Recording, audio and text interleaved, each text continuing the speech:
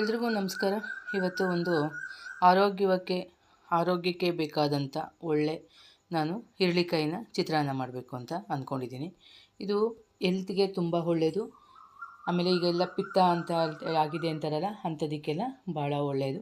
ಹಾಗಾಗಿ ಹಿರಳಿಕಾಯಿನ ಉಪ್ಪಿನಕಾಯಿ ಸಾಮಾನ್ಯವಾಗಿ ರೆಗ್ಯುಲರಾಗಿ ಎಂಥರೂ ಉಪಯೋಗಿಸ್ತಾರೆ. ಅದ್ರ ಜೊತೆಗೆ ನಾವು ಹಿರಳಿಕಾಯಿ ಚಿತ್ರಾನ್ನ ಮಾಡೋಣ ಅಂತೇಳಿ ಇವತ್ತು ಮಾಡ್ತಾಯಿದ್ದೀನಿ. ಮೊದಲು ನಾನು ಕುಕ್ಕರ್ಗೆ ಅನ್ನಕ್ಕೆ ಇಡ್ತಾಯಿದ್ದೀನಿ. ಅದರಲ್ಲಿ ಒಂದು ಕಾಲು ಸ್ಪೂನಷ್ಟು ಉಪ್ಪು, ಒಂದು ಕಾಲು ಸ್ಪೂನಷ್ಟು ತುಪ್ಪ ಹಾಕ್ತಾಯಿದ್ದೀನಿ.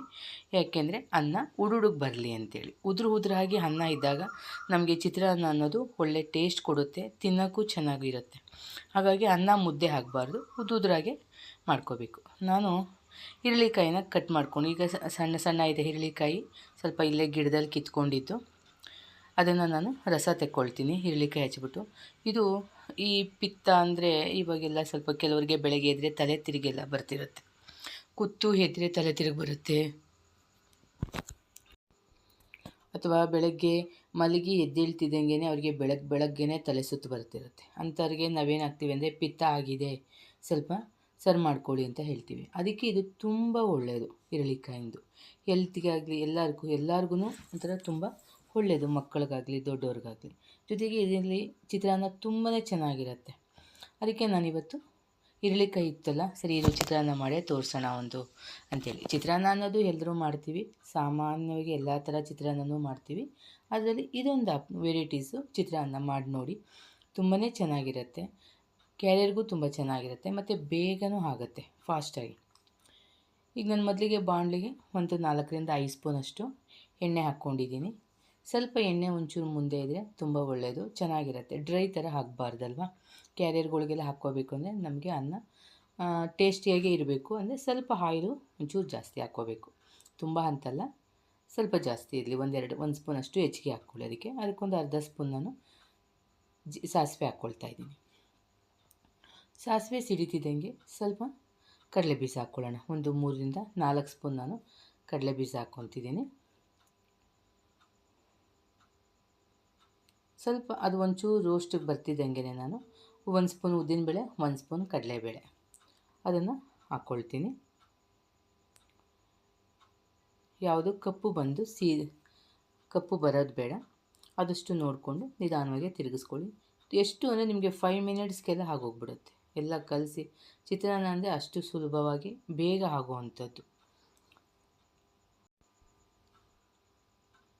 ಸ್ವಲ್ಪ ಅದು ರೋಸ್ಟ್ ಆಗ್ತಿದ್ದಂಗೆ ನಾನು ಸ್ವಲ್ಪ ಗೋಡಂಬಿ ಹಾಕ್ಕೊಂಡಿದ್ದೀನಿ. ಒಂದು 8ರಿಂದ 10 ಪೀಸಷ್ಟು ಗೋಡಂಬಿ ಹಾಕ್ಕೊಂಡಿದ್ದೀನಿ. ತುಂಬಾ ಚೆನ್ನಾಗಿರುತ್ತೆ. ಏಕೆಂದರೆ ನಾವು ಮಕ್ಕಳಿಗೆ ಕ್ಯಾರಿಯರ್ ಕಟ್ಟಬೇಕಾದಾಗ ಇಂಥವೇನಾದರೂ ಒಂದು ಆ್ಯಡ್ ಮಾಡಿದ್ರೆ ಅವಕ್ಕೂ ಖುಷಿ ಆಗುತ್ತೆ ಮತ್ತು ಅದು ಹೆಲ್ತಿ ಫುಡ್ಡು ಅಂತೇಳಿ ಹೊಟ್ಟೆ ಸೇರುತ್ತೆ. ಹಾಗಾಗಿ ನಾನೊಂದು 8ರಿಂದ 10 ಗೋಡಂಬಿ ಹಾಕ್ಕೊಂಡಿದ್ದೀನಿ. ಸ್ವಲ್ಪ ಎಲ್ಲ ಕೆಂಪು ಕಲರ್ ಬತ್ತಿದಾಗೆ ನಾನು ಅದಕ್ಕೆ ಸ್ವಲ್ಪ ಕರಿಬೇವು,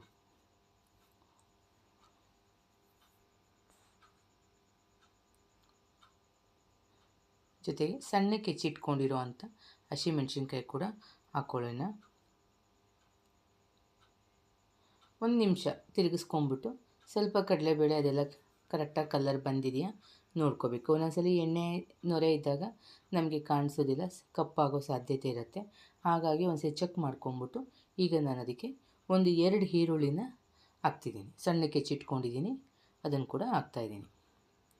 ಈರುಳ್ಳಿ ಸ್ವಲ್ಪ ಬಾಡಬೇಕು, 1 ನಿಮಿಷ. ಫ್ರೆಂಡ್ಸ್, ನನ್ನ ವಿಡಿಯೋ ನೋಡ್ತಾ ಇದ್ದೀರಲ್ಲ, ಹಾಗೆ ಫಾಲೋ ಅಪ್ ಮಾಡ್ತಾಯಿರಿ.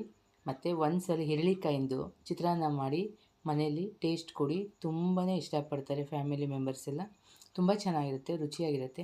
ನಿಂಬೆಹಣ್ಣಿಂದು ಮಾಮೂಲಿ ಮಾಡ್ತಿರ್ತೀವಿ ರೆಗ್ಯುಲರಾಗಿ. ನಾವು ಇದನ್ನು ಹಿರಳಿಕಾಯಿಂದು ಜ್ಯೂಸಿಂದ ನಾವು ಚಿತ್ರಾನ್ನ ಮಾಡೋದನ್ನು ನೋಡಿ ಒಂದು ಸಾರಿ. ಹಾಗೆ ನಿಮಗೇನು ಅನಿಸುತ್ತೋ ನನಗೆ ಕಾಮೆಂಟ್ ಮೂಲಕ ತಿಳಿಸಿ. ರುಚಿಯಾಗಿ ಚೆನ್ನಾಗಿತ್ತು ಅಂದರೆ ನಿಮ್ಮ ಫ್ರೆಂಡ್ಸ್ಗೆಲ್ಲ ಶೇರ್ ಮಾಡಿ. ಈಗ ಇದಕ್ಕೆ ನಾನು ಈರುಳ್ಳಿ ಸ್ವಲ್ಪ ಬಾಡ್ತಾ ಇದ್ದಂಗೆ ಒಂದು ಅರ್ಧ ಸ್ಪೂನಷ್ಟು ಅರಿಶಿನ ಹಾಕ್ಕೊಳ್ತೀನಿ. ಮತ್ತೆ ಒಂದ್ಸರಿ ಎಲ್ಲ ಮಿಕ್ಸ್ ಮಾಡ್ಕೊಳ್ಳೋಣ. ಈರುಳ್ಳಿ ಸ್ವಲ್ಪ ಫುಲ್ ಮೆತ್ತಗಾಗಬೇಕು, ತುಂಬ ರೋಸ್ಟ್ ಆಗಬೇಕು ಅಂತೇನಿಲ್ಲ, ಚೆನ್ನಾಗಿ ಮೆತ್ತಗಾಗಬೇಕು.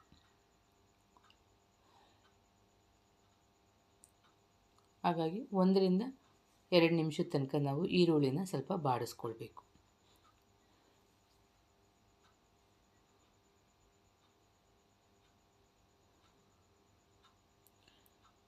ರುಚಿಗೆ ತಕ್ಕಷ್ಟು ಉಪ್ಪು ಹಾಕ್ಕೊಳ್ಳೋಣ.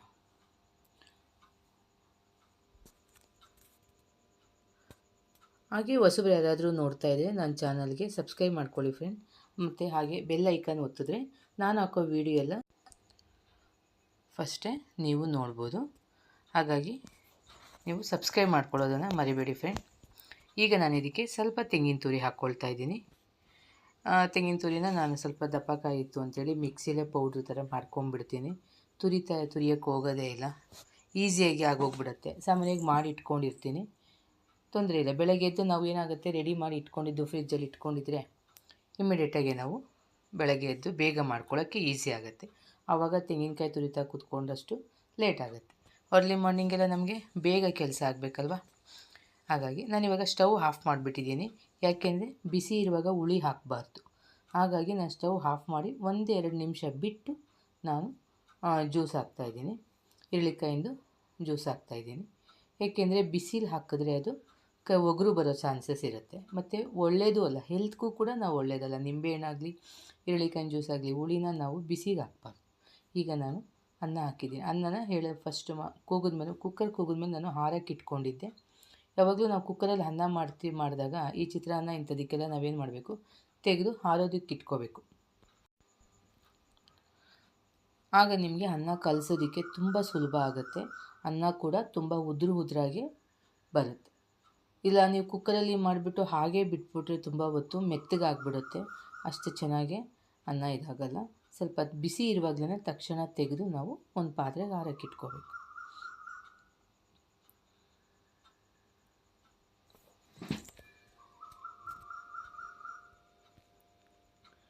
ಲಾಸ್ಟಲ್ಲಿ ಸ್ವಲ್ಪ ಕೊತ್ತಂಬರಿ ಸೊಪ್ಪು ಹಾಕ್ತಾಯಿದ್ದೀನಿ. ಥ್ಯಾಂಕ್ ಯು, ಧನ್ಯವಾದ.